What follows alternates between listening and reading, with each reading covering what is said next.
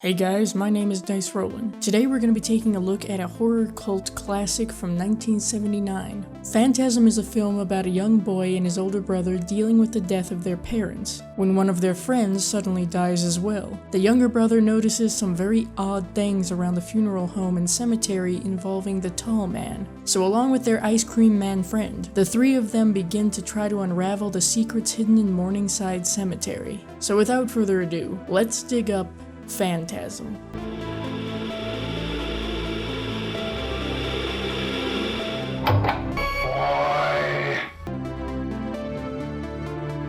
If the building used for the Morningside funeral home looks familiar, that's because it was also used in A View to a Kill and Burnt Offerings.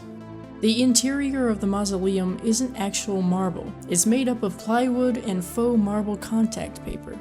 If you pay attention to the headstones in the cemetery, there's a couple of significant ones. One is Cecilia Weiss, who is Harry Houdini's mother. The other is Eric Weiss, which is the derivative of Harry Houdini's birth name.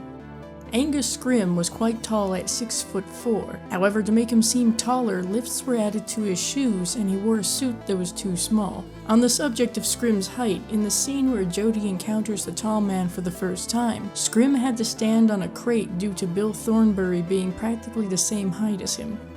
The boobs you see on screen don't actually belong to Kathy Lester. This is a body double, Laura Mann, doing the topless scenes because Lester didn't want to.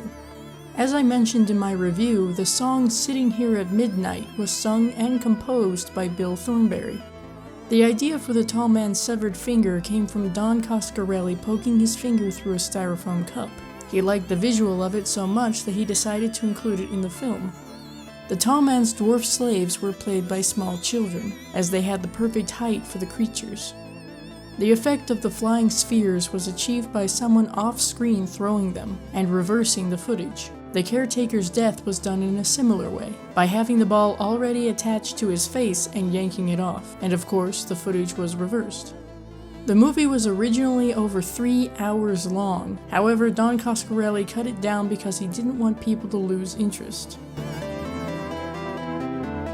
The original concept of Phantasm actually came from Reggie Bannister, urging Don Coscarelli to make a film about Ray Bradbury's Something Wicked This Way Comes. But just as they were gearing up to do so, the news that Bradbury sold the rights to the story to Disney came. Of course, that didn't stop Coscarelli from creating a similar concept.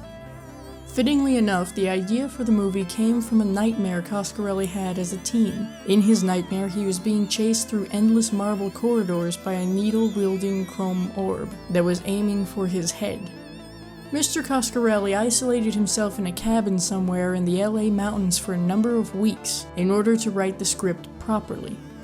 Paul Pepperman, the co-producer of the film, approached Angus Scrimm about playing the tall man by telling him the character was an alien. Mr. Scrimm was quite excited by this and asked what country the character was from, to which Pepperman informed him that the tall man was actually from another planet.